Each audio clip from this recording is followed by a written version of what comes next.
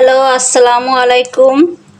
আপনাদের জন্য দেখুন মজার আচার নিয়ে এসেছি, যেটা পুষ্টিগুণে ভরা। রসুনের আচার, রসুন মধুর আচার কিভাবে বানাতে হয় আপনাদের শিখিয়ে দেব সম্পূর্ণ প্রসেস। রসুন হচ্ছে প্রাকৃতিক অ্যান্টিবায়োটিক। অ্যান্টিবায়োটিক আমরা খাই আমাদের বিভিন্ন রোগ প্রতিরোধ ক্ষমতা বৃদ্ধির জন্য, কিন্তু এই রসুন প্রাকৃতিক অ্যান্টিবায়োটিক। সেটা আমরা আগের যুগে নানি দাদিরা বলেন, আগের যুগের মানুষ বলেন, তারা তো অ্যান্টিবায়োটিক তখন তৈরি হয়েছিল না। তখন এই রসুন হয়েছিল অ্যান্টিবায়োটিক, প্রধান ওষুধ ছিল ওদের অ্যান্টিবায়োটিক। এখনও আছে, কিন্তু এখন মানুষ প্রকৃতির উপর নির্ভর না করে এখন মানুষ হয়ে গেছে ইসের উপর নির্ভর, ডিজিটাল পদ্ধতি সিস্টেমে নির্ভর। এই জন্যে তারা ওষুধ বাজার থেকে আটা ময়দা মাখা ওষুধ কিনে খায়, অ্যান্টিবায়োটিক কিনে খায়, যা শরীরের জন্য খুব ক্ষতিকর এবং একটা অসুখ সারতে যায় আরেকটা অসুখ শুরু হয়ে যায়। কিন্তু আমি আজকে যে আপনাদের আচার বানায়া দেখাবো, এই আচার যদি আপনারা খান তাহলে আপনাদের সমস্ত রোগ থেকে নিরাপদ থাকবেন। কারণ হচ্ছে রাসূলুল্লাহ সাল্লাল্লাহু আলাইহি ওয়াসাল্লাম বলে গেছেন, যে ব্যক্তি কালেজিরা আর মধু খায়, এই যে কালেজিরা দেখুন, কালেজিরা আর মধু খায়, তার সমস্ত রোগের মহা ওষুধ হচ্ছে কালেজিরা আর মধু। এই জন্য আমি আপনাদেরকে আজকে মধু আর হচ্ছে গিয়ে রসুন কালেজিরা কিভাবে আমরা হচ্ছে গিয়ে আচার বানাবো এবং সেটা প্রতিদিন খেতে পারবো আপনাদেরকে দেখিয়ে দেব। এর সাথে আমরা কি করব, মুসলমান যারা আছি তারা সূরা ফাতিহা পড়ে 7 বার পারি, 8 বার পারি, 10 বার পারি, 11 বার অথবা 7 বার পড়া সবচেয়ে ভালো। পড়ে এই বয়েমে একটা ফু দিয়ে রাখবো, তাহলে এটা খেলে আমাদের শরীরে খুবই উপকার হবে এবং সমস্ত রোগের মহা ওষুধ হিসাবে, মহা অ্যান্টিবায়োটিক হিসাবে কাজ করবে। এই রসুন সমস্ত রোগের অ্যান্টিবায়োটিক হিসাবে কাজ করবে। দেখুন, আর যারা আমার মুসলমান ভাই বোন ছাড়া আরও অন্য অন্য ধর্মের যারা আছেন, তারা শুধু এই রসুন কালেজিরা আর মধুটা খাবেন। এতে আল্লাহ দিলে আপনাদের সমস্ত রোগ থেকে আপনারা মুক্তি পাবেন আল্লাহর রহমতে।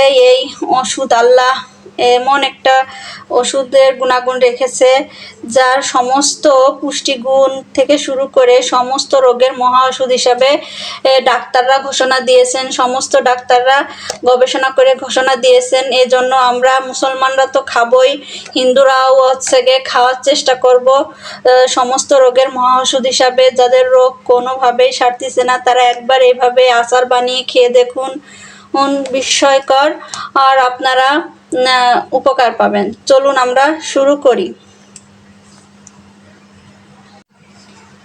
প্রথমে আমরা এই যে রসুনগুলো সব দিয়ে দেব একে একে।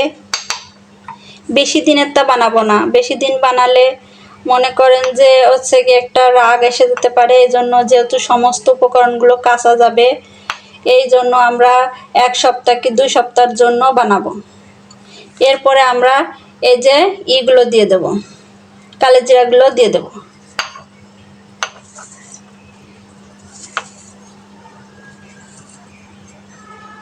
এখানে 2 চামচ কালেজিরা আছে আর 4টা রসুন আছে।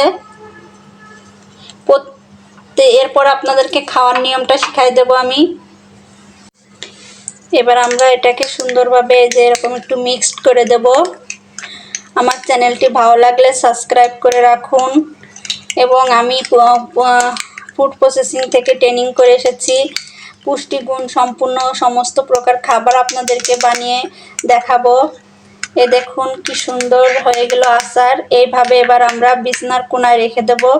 রেখে দিলে এর পুষ্টিগুণে আমরা ভরপুরভাবে এই আমরা আচারটি খাবো। যখন খুশি তখন খেতে পারবো। আমরা সকালে খাবো, দুপুরে খাবো, রাত্রে খাবো, 3 বেলা খাবো। যদি মনে না থাকে তাহলে 2 বেলা খাবো। একবার খেয়ে দেখুন, আল্লাহর রহমতে আল্লাহ সমস্ত ওষুধ থেকে আপনাদেরকে হেফাজত করবে। আর এর সাথে 7 বার 11 বার আপনারা সূরা ফাতিহা পড়ে যে যেরকম পারেন, কেউ 7 বার পারলে 7 বার, কেউ 11 বার পারলে 11 বার, কেউ 21 বার পারলে 21 বার, কেউ 40 বার পারলে 40 বার পড়ে এই সূরা ফাতিহা পড়ে এই আচারটিতে ফু দিয়ে নেবেন। ফু দিয়ে বয়েম আটকায় রেখে দেবেন, তাহলে যখন খুশি তখন খেতে পারবেন। এরপরে আমরা মধু দিয়ে দেবো। এই মধুটা আমার হাজবেন্ড একদম সরাসরি যে মধুর যে যারা মধু এই যে তৈরি করে ফুলের সাইড দিয়ে যারা যে বক্স পেতে রাখেন তাদের কাছ থেকে যে সরাসরি নিজে উঠাইছেন, সেখান থেকে মধু নিয়ে আসছে। এই মধু আমরা এই বয়াম ভরতে যতটুক লাগে ততটুক মধু আমরা দিয়ে দেব।